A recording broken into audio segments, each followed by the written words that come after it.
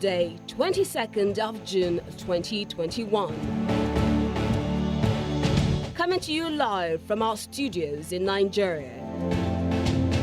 This is Breakfast Central.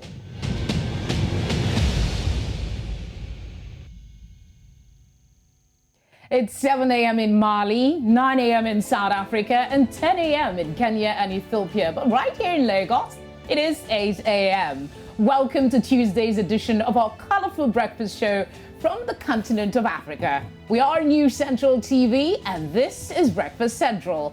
My name is Felicity Ezewike. And I am Olisa Chukuma. Good morning, Africa, and it's quite indeed a pleasure to have you join us once again this morning as we get to unpack some of the biggest happenings across the African continent. But first, we'll start up with a look at today's headlines, June 22nd, Tuesday, 2021. Nations calls for support in South Sudan. INEC announces online voter registration date. And staying in Nigeria, negotiate with bandits now, says Sheikh Gumi to the federal government. And in business, ECOWAS postpones eco-currency.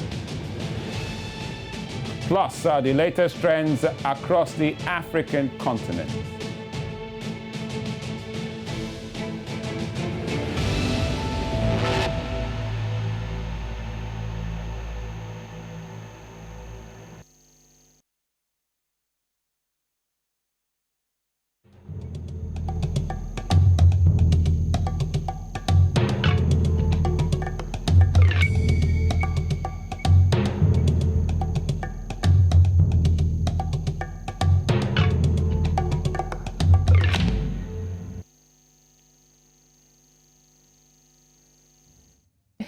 Let's get the show started with a review of the dailies for today, June 22, 2021. All right, so we'll be started in East Africa with the Standard paper. That's in Kenya to see what they have for us this morning. So the Standard, we go straight to Kenya. And this one talks about the grand plan in Uhuru and the Raila Power Pact. So that's the president and his opposition leader, Raila Odinga. There you have it for the front page. Also, it talks about Ruto and MP's plan mass walkout. Find out more on that story. Plus, careful deal hatched over a graffiti mill. So find out more on that one on the front page of the Standard out there in Kenya. Lots of stories to chew on, but the grand plan in Uhuru and Raila Power Pact is the lead story there. We head now to Kenya with the Daily Monitor. Revealed those to get COVID cash. There are a couple of riders at the top and underneath. You have government says scheme to replace food. Families to benefit in next 42 days. And there's one I'll quickly mention, money to be disbursed through phones. Interesting. We also have something there, beating COVID. Ugandans speak out on how they have recovered. There are more stories for you. Please cane deputy RDC in curfew drama. That's an interesting one. You find details on page 3. Puzzle over underground Ngora roads. And then, of course, there is this one that says proper. Above the masthead of the paper, you're looking at prosper, rather. How high interest debts hurt your ability to invest. Details on page 27. There are more. Please grab a copy of the paper if you can. Right, let's go to Liberia with the front page of the front page. Yes, that rings a bell. So we go to Liberia's front page paper to see what they have for us this morning. So it talks about scary situation. Liberia now reporting highest number of COVID-19 cases in West Africa with sudden spike in infections and the discovery of a new variant. There's an infographic about how it's spreading in the country with the daily case updates in each county of Liberia. And it says every part is now a hotspot, and the map was really scary and that's according to a source familiar with the ECOWAS briefing. So there is the front page of that right here on the front page, literally, of this paper in Liberia. Also at the top there, bit of U.S.-Liberia relations, says U.S. Congressional Tom Lantos Human Rights Commission hears witnesses on the need to end impunity in Liberia, makes recommendations, says increasing pressure for war crimes courts. So we'll see how that story and follow as it goes on the front page of the front page. So there's this big stories out there in Liberia, but scary situation, COVID-19. They are declaring that Liberia is the hottest spot in West Africa for the rising cases. It is scary indeed. All right, let's go to Nigeria, where we have the Punch newspaper. Expectedly, the front page had something to do with insecurity, with that big one. Insecurity ground CBN borrowers. Farmers say loan repayment difficult. That's under the caption, Bandits Headsmen Farm Occupation. And then there's a couple of riders to that story. Above the masthead, you're looking at Media Bill, Buhari reintroducing Decree 4 under different guise. This is stakeholders speaking. Details is on page 4 of the paper. FG calls Emirates bluff. Airline bans Nigerian travelers again. Not a good one. Let's talk about the caption under the pictures on your screen. You have Bello meets abducted students' parents, unveils anti-banditry battle plan. Well, we've had a lot of battle plans, but doesn't seem to be working really, because people still keep getting kidnapped and banditry still continues. We just hope that this one works though. All right, so there you have it when it comes to the front page dailies on different parts of Africa and the newspapers today, Tuesday, the 22nd day of June 2021. Up next, we're going straight to our top stories today on Breakfast Central.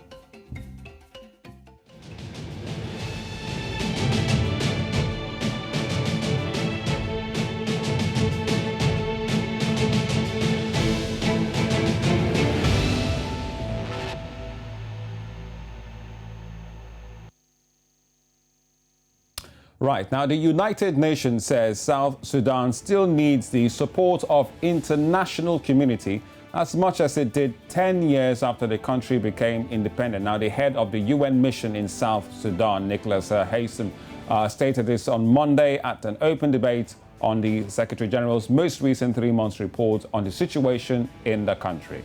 Haysom, who was addressing the Security Council, highlighted the overall insecurity and particularly rising intercommunal violence, which in this year is responsible for more than 80% of civilian casualties.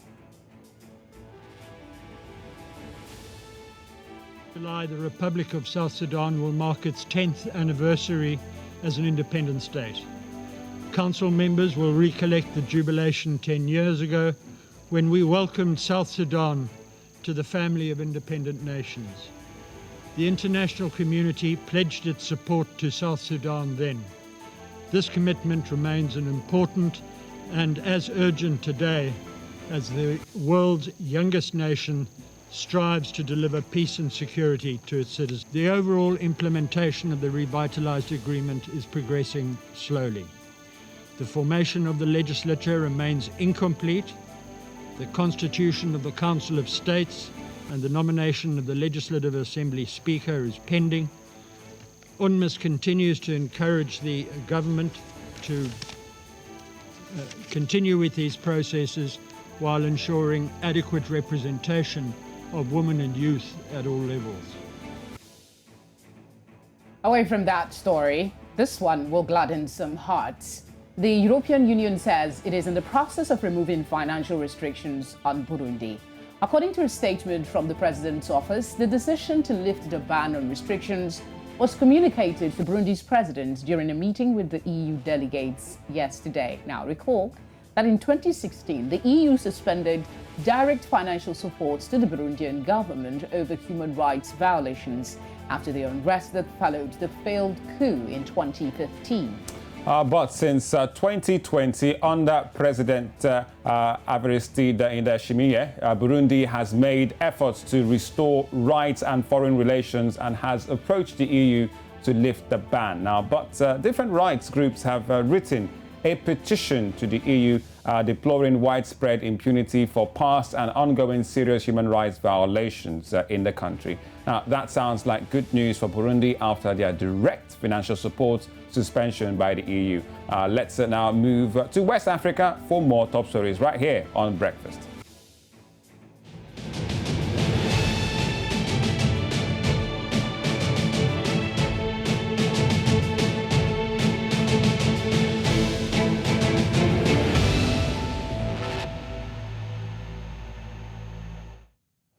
The United Nations representative in Nigeria, Edwin Callan, has warned that the country is at a crossroad through a critical food insecurity which could result in famine if the appropriate actions are not taken.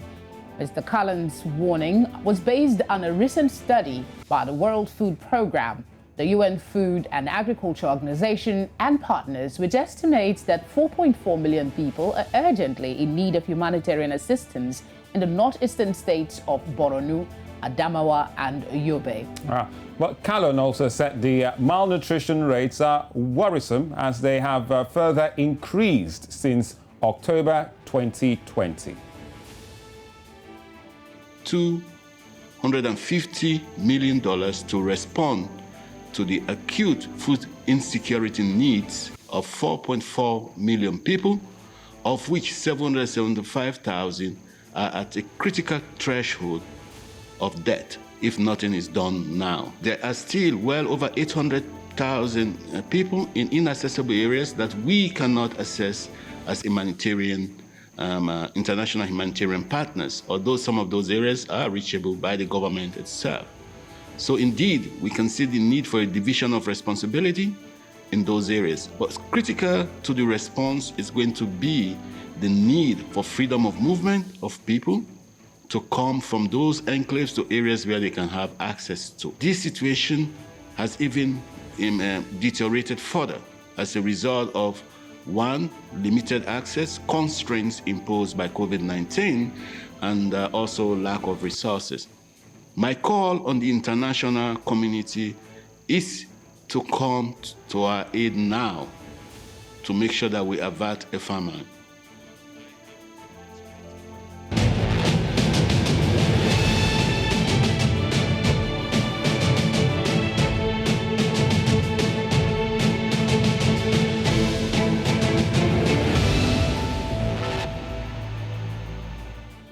Staying in Nigeria, the Independent National Electoral Commission, INEC, says its online continuous voter registration exercise will commence on June the 28th, 2021. Now, the chairman of Nigeria's electoral body, Professor Mahmood Yakubu, while meeting with media executives in the nation's capital, Abuja, says that the exercise, which will hold across the 2,673 designated centers nationwide, will last for 3 weeks. Professor Yakubu, while calling for media support, informed the executive that the recent creation of additional polling units across the country will improve voter access to electoral services and increase participation of marginalized and vulnerable groups in Nigeria's electoral process. Well, still in Nigeria, the Islamic scholar Sheikh Abubakar Gumi has said that no school is safe in the country until the government negotiates with bandits, noting that there are about 100,000 armed bandits in the northwest alone. Gumi, while speaking on efforts to rescue the kidnapped pupils of Tajina Islamic School, Niger State, North Central Nigeria, noted that the bandits kidnapping school pupils were disappointed that he negotiated with them without the involvement of the federal government. He says the bandits had requested 200 million naira from the victims' parents, which was subsequently reduced to 150 million. Gumi said despite efforts to get the pupils out, the bandits were adamant in their financial demand. Now, to get more on this, we have our Abuja-based correspondent, Ahmedineji, joining us this morning on Breakfast. Ahmedine, good morning. Welcome back to Breakfast Central. Well, Ahmedine, let's begin by getting your thoughts on the recent comments by Sheikh Gumi. It's a very, very complex situation. And what I mean by complex is sometimes you tend not to want to throw away the baby with the bathwater.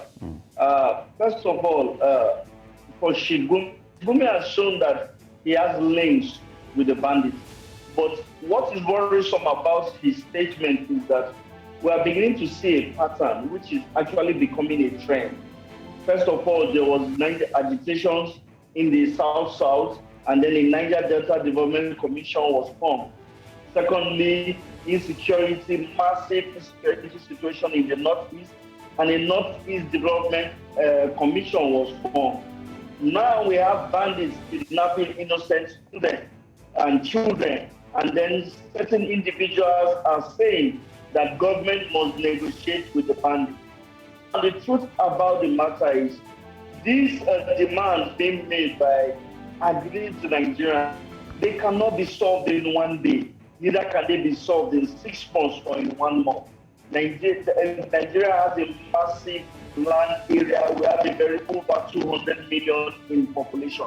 So Shigumi now is coming as a self-appointed spokesperson of the bandits. When the kangaroos were for over a week, the military could not locate them. Within 2 days, Shigumi traveled from Kaduna to Niger State, had a photo of bandits, and it was everywhere to show that he has direct access with the bandits and these criminals terrorizing Nigeria.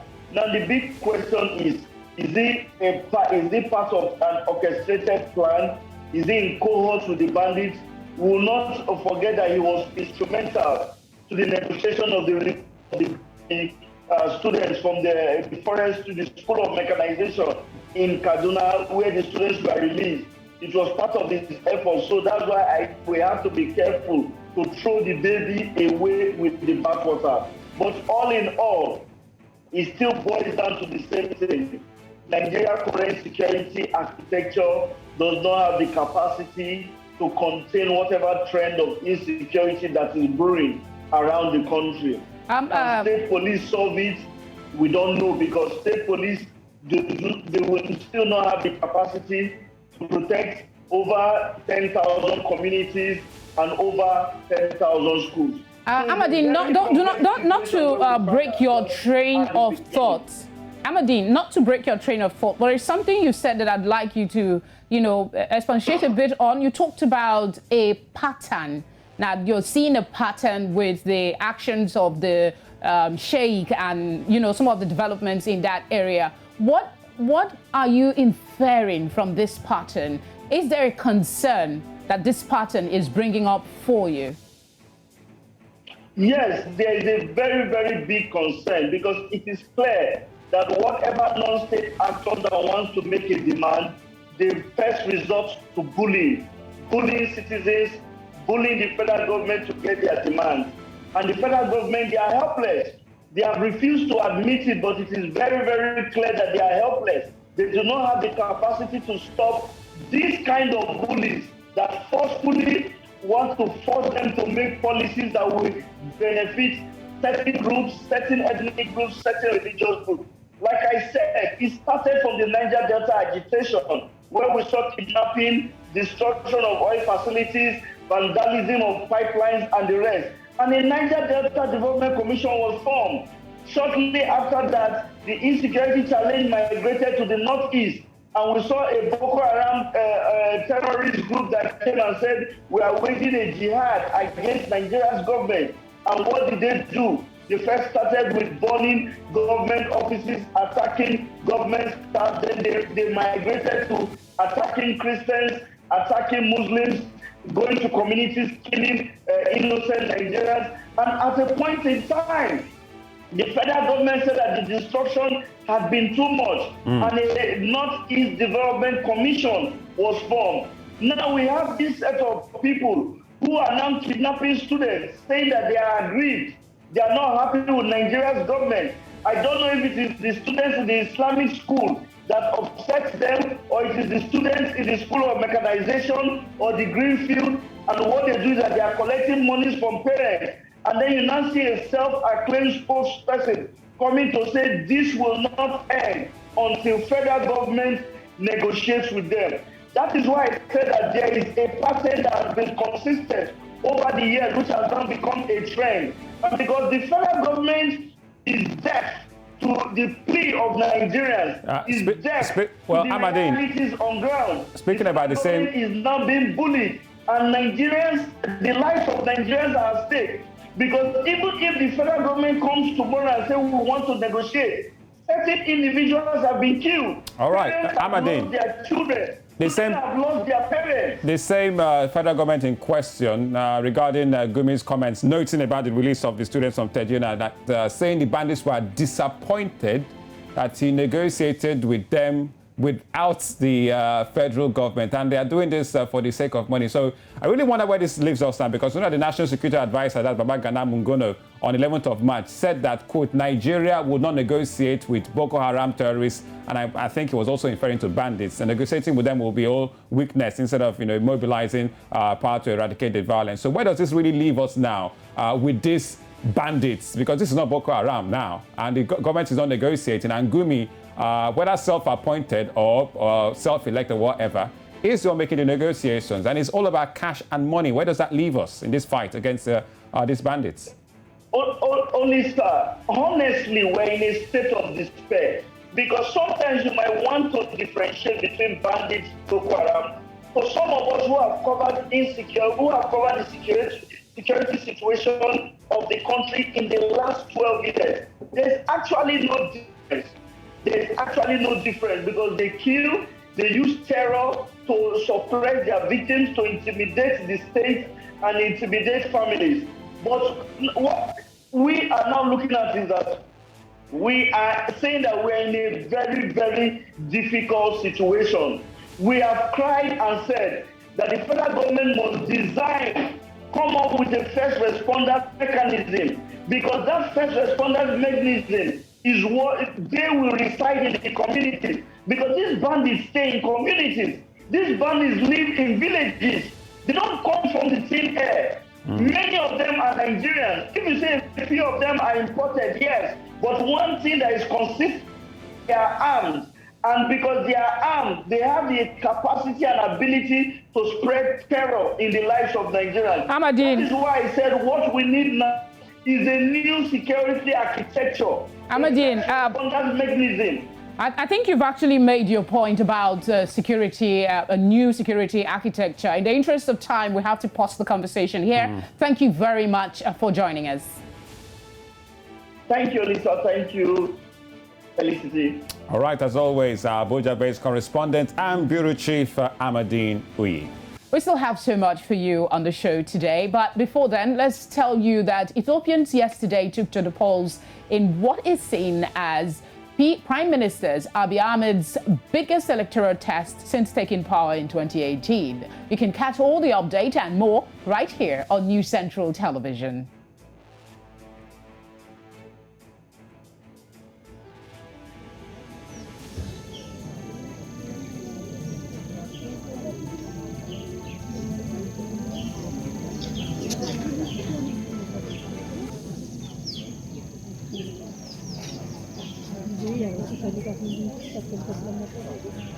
All right, so the images, yes, from yesterday's opening day of polls in Addis Ababa, the capital. There has been talks about opposition being perhaps silenced and chased away in different parts of Ethiopia. Don't forget, they are the largest countries in terms of population in Africa. We'll follow that right here on News Central. But here's what to expect next on the program, Breakfast Central.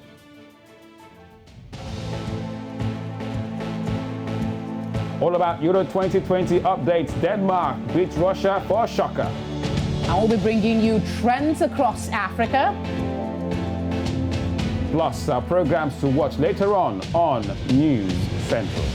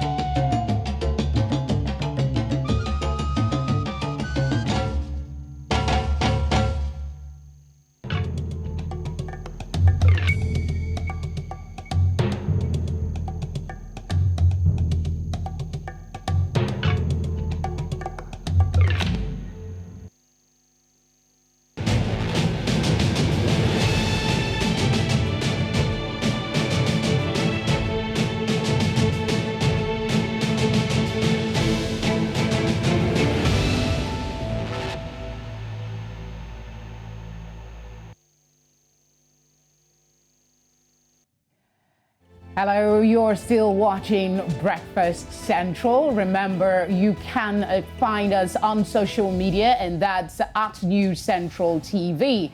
We're on Instagram, we're on Facebook. Share your thoughts with us as well.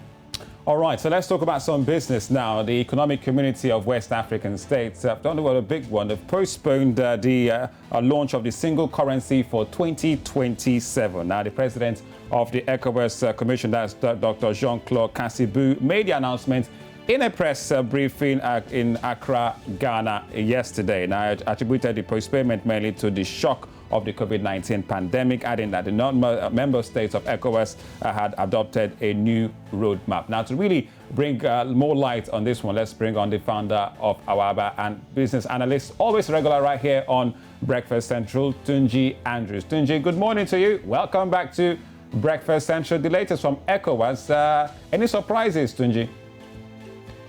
No, I don't think so.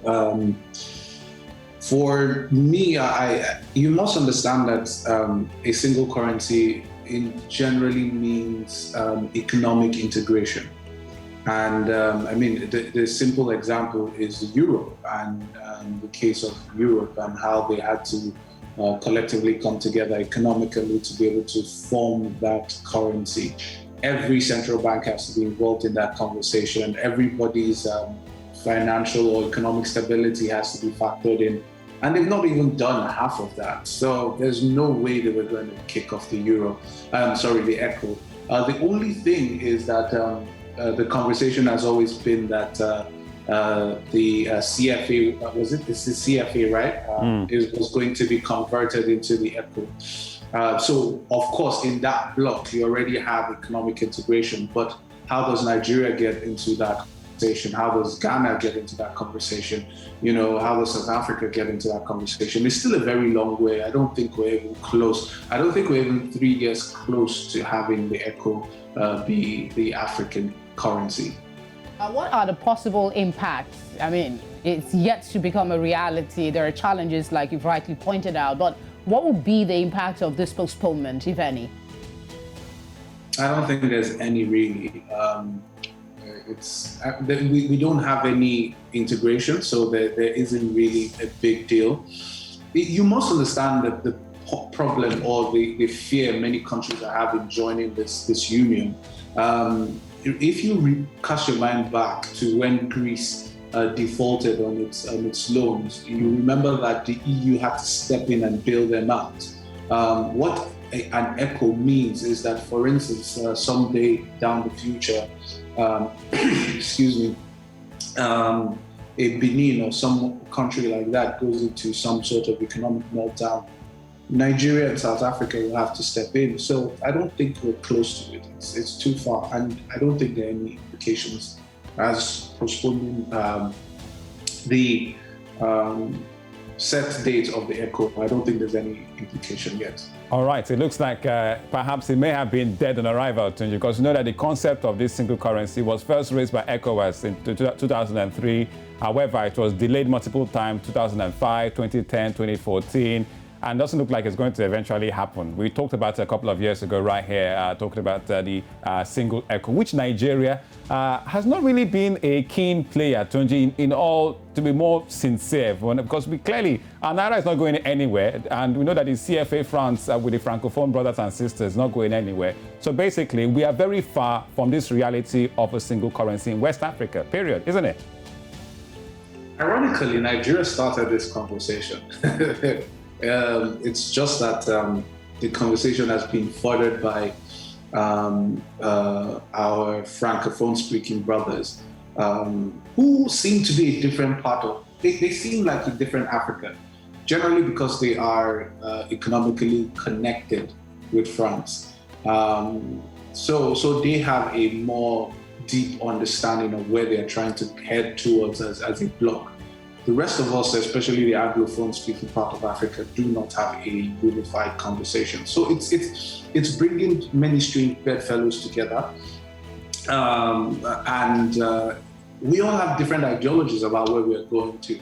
So I think dead on arrival is likely to be the conversation. Yeah. Well, I want to have a more optimistic note. In this seeming elusive El Dorado of a single currency, what would be the positive impact should that scenario ever come to fruition? I would like it. I think Africa needs to trade as a bloc. Africa has always been the continent that people have divided to conquer. You generally find out that, if you cast your mind back to Brexit, you would realize that Angela Merkel, for the first time, decided to visit Africa. And then the UK Prime Minister at the time decided to visit Africa because everybody's trying to make sure that their trading blocks are kept intact. So Africa continues to look like that place where you think about last because you think they must continue to trade with you. If Africa comes together in the same way the EU came together, then we can collectively, negotiate, trade deals with the rest of the world. We can collectively negotiate conversations around how business is done, how trade is done. But because individually we're so small-minded, all of us, including Nigeria, we're so small-minded in the kind of conversations we're having, in the kind of infrastructure we're building, in the kind of vision that we have for Africa. So I think maybe if we come together, maybe we will start to look at the bigger picture. I'll hold on with clashed fists to that maybe, because that's where miracles come from. Well, Tunji, we're talking about eco-Afro-skeptics. Nigeria is part of them. I think I'm part of them. You talked about the infrastructure, so I think we'll stick with our Nairas for now. But thank you very much. Thank you very much, Tunji. Yes. Andrew is always coming on Breakfast Show, really breaking it down for us as where we are right now with the echo of West Africa, and as we said, dead on arrival. Thank you very much, Tunji. Not dead. Bye for now. I'd rather hold the hope because that's what keeps us going and that's what drives vision. If we keep at it, you need infrastructure. We might be surprised. I think I'll go with Tunji in this one. I am the biggest Afro-eco-skeptic. I'm not an Afro-skeptic, but Afro-eco-skeptic. Count me out, basically. Until we have the infrastructure, then we can talk about, a single currency. Just like we said, we have our Francophone brothers at the other side of the divide. And we're not speaking in the same, we're not sitting in the same boat, basically. Well, nothing is impossible. Thank you very much. Now, despite the suspension on Twitter by Nigeria's federal government, the social media space has been agog with lots of trends from music, fashion, social issues, and even politics. Here is Elizabeth Musa with the latest trends across the continent.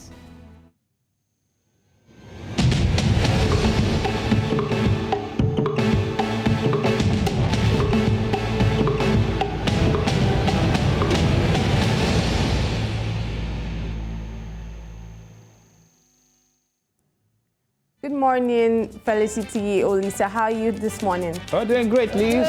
We're quite delighted to see you. Finally, we have Trend Wave coming in. All right. Definitely. But you've always had Trend Wave. Did anything change? See, let's be frank. We cannot access our Twitter account for obviously, and that's why today's Trend Wave is definitely different. This time around, the Trend Wave is from LinkedIn. I would never have expected. So we are taking it from LinkedIn this time around. And today's Trend Wave is actually centered around skin shaming and call-out culture. So on Sunday, which was Father's Day, a lady by the name Joyce Agbanabi calls out another Nigerian man who tried to skin shame her. According to her, she grew up being skin shamed and in the diaspora, and she's not going to let that happen again. So that's actually a post from her where, she posted something on her Instagram stories, and then a guy responds and says, "Why is your skin very dark or black?" Or, "I think it's the way the sun was facing you though." And then she answered him and said, "Is that a question, or are you expecting an answer to this question?" And then the guy says, "You're still black as charcoal at the end of the day. Go and bleach there." Oh my gosh. Like, can you just imagine that? So she definitely wasn't having any of that because, according to her, she grew up being skin shamed. She grew up abroad where she was skin shamed, and she said she wanted that cycle to end right there. So she called this guy out on LinkedIn.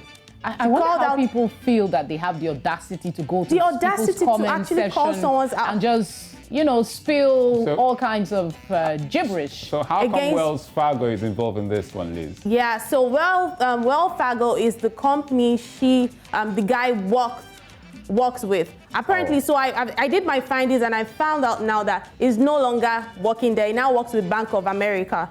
So he used to work with Wells Fargo. So she called out the company to, check their staff. So, she says, blah, blah, blah, today is Father's Day. So she now calls them out, but also on a great day like this, another black mature man, Oluwaseun Oye, working for Wells Fargo, who I barely know, deemed it fit to color shame me for no reason. But why? What was my offense? Then she goes and explains how she grew up hating her skin. She was bullied, insulted, and all that stuff because she was black. She went through this as a Nigerian in Nigeria, a black nation, surprisingly. And she said 6 years ago, she would have taken the move to change her skin color for any amount and cried herself to death. But no, she's not going to be that girl anymore. She's a black, strong, successful woman, and she loves her skin, but will not allow this bully run around the streets emotionally abusing women.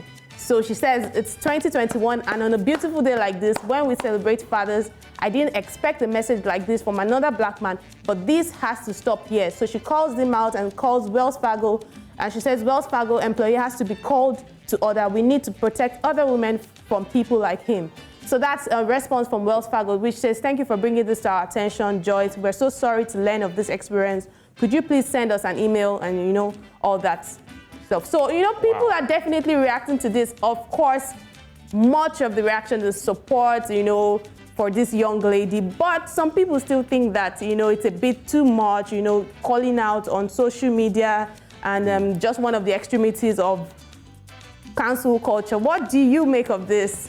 Well, it's quite a lot to swallow. First of all, I think the private exchange between them was on Instagram, right? If I'm not mistaken. Yes, it was on Instagram. And she released it herself, right?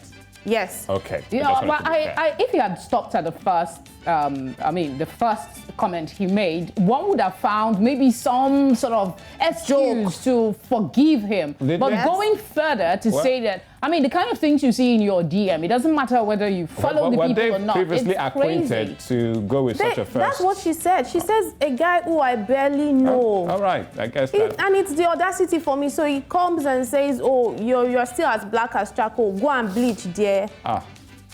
Well, it's unfortunate that we still have that. We talk about racism in other parts of the world, and then you come to your own space, your own same-colored person. He might have thought he was joking, because these days, the things we call comedy is heartbreaking. You see some things on social media that just for fun of it, and you wonder, have we completely gone crazy? Yeah, the scourge of colorism within, black and brown people. Fellow black people, and within your fellow colored people, it's really sad to. Let's see what the company will do in response. Yeah, it's good that they responded. I want us to see some of these reactions that people put out. All right. So that's one from Fatu Kasama. She says, thank you for speaking up. Bullies like him have no place in our professional or social lives. I hope they take the appropriate measures to address this behavior. By the way, Joyce, I see a strong, beautiful black woman and there's no stopping you. Shine, my dear. That's one. And that's from Wells Fargo. We've taken that already. Let's take something else. There's also something from somebody, Shade Ladipo, which of course we know is a media personality. She says, thank you for not hiding this identity. We need to always have a name to people like this. Having to defend our skin color is something, unfortunately, so many dark-skinned people have faced for too long. You, my sister, are gorgeous. Thank you again for sharing. So that's me sharing some love and light this morning. So this is disgusting. I'm a father to 3 dark-skinned, beautiful girls, and no one should try this with any of them. I wish this immature dude learns from this and becomes a better person. Sometimes I just want to learn from mistakes and not punish them if this is the first and only offense. So that's that man trying to, say that, they've overdone things, probably just, give this man a room for change. So that's it from my end. There's also lots more, but I think I have to wrap it up here. I know, there's always something. For those that are interested in following, you can find us on Instagram and on LinkedIn and just follow some of the stories that we dish out on a daily basis. Thank you very much, Elizabeth, for the latest trends. Always a pleasure. All right, still Breakfast Central. It's a Tuesday, 22nd of June, 2021. Still to come on the program.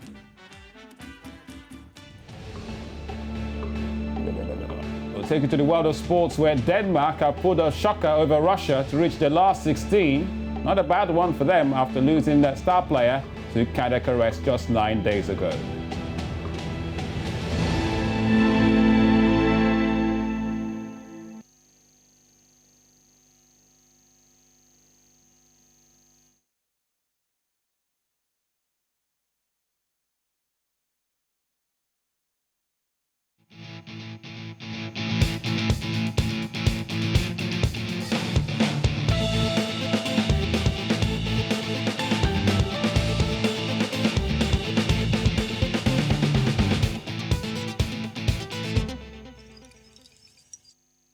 All right, so time now for some sports. Euro 2020, clearly it's a big tournament going down right now with lots of drama. Let's start with the one in Copenhagen, the capital of Denmark, where that team, the Danish team, pulled up quite a surprising one last night in that victory over the Russian side. Now, they've reached the last 16 after beating Russia. Emotional night for them. 4-1 in that one. Goals from Mikael Damsgaard, Yusuf Poulsen, Andreas Christensen also scoring, the likes of Joachim Marley also scoring for them to reach the last 16. Well, the Russians also put one back through Artem Zhuba, but it was not enough for them. So Denmark going to the next round, and it comes 9 days after Christian Eriksen, their star player, collapsed after suffering a cardiac arrest on the same pitch. So it was a big crowd out there at Copenhagen, and Denmark are through behind the Belgians, who also had a 2-0 victory over Finland yesterday. Romelu Lukaku scored again to get his third goal, but that came after Finland goalkeeper Lukas Adreki has scored an own goal. So Belgium finished in Group B with 9 points. Not bad for Belgium. 3 matches, 9 points, maximum points. They finish with just ahead of the Danish side who qualify. Right, let's go straight to Group C, and we'll start with the Dutch team, the Netherlands as they call them. Memphis Depay, remember him from his days with Manchester United? Yes, he scored again. And their captain, Georgino Wijnaldum, scored twice for the Dutch as they beat North Macedonia by 3-0. The Dutch already secured top spot in Group C, already qualified after beating Ukraine and Austria. But they produced another dominant performance in front of 12,000 fans out there at the Amsterdam Arena. And not a bad one for them. So they are through. They are group winners with 9 points. And they are followed by Austria, who also did not bad for themselves last night. And Austria needed to win no matter what against the Ukrainian side led by Andrei Shevchenko. And they did that. Great quality ball from David Alaba out there in Bucharest, Romania, led to Christoph Baumgartner's goal for the Austrian side. 1-0 it finished for them, so they finished behind the Dutch as second place winners in Group C. So let's check out those results once again for you, Euro 2020. So it means that Belgium are group winners, no problems for them. Denmark follows suit, Russia are out, and Finland just might qualify, depending on the results that go on elsewhere. North Macedonia are out, the Dutch are also through, Ukraine are out, and Austria are through. Tonight, we'll get to see Group D matches, Croatia against Scotland. That is an important game for both teams because Czech Republic and England both have 4 points, and they can choose to just play a draw and knock out both Croatia and Scotland. So it's a must-win game for either Croatia and Scotland, pending the results between Croatia and England. So there you have it. For the matches to expect tonight when it comes to Euro 2020. Don't worry, the sports team will have all the highlights for you when it comes to In the Game later at 10:30 a.m. That was a quick one. Thank you very much, Olisa. You've heard all the reasons. I'm moving to something else now. Some people don't learn languages. Many of these founded on long-held myths and misconceptions. The truth is, in today's increasingly interconnected and interdependent world, proficiency in other languages is a vital skill that gives you the opportunity to engage with the world in a more immediate and meaningful way, whether in your neighborhood or thousands of miles away, while better preparing you to compete and succeed in the global economy. Well, Breakfast Central is starting a new campaign by asking you to teach us how to say a few words in your local dialect. Now, do a recording. It's quite simple. Just do a recording of yourself teaching, all Africans and the world how to say basic sentences in your language, and tag, News Central on all our social media handles. It's quite simple at News Central TV on Instagram, Facebook. However, if you are still wondering how, here's a clip, learning languages with a focus on Congo.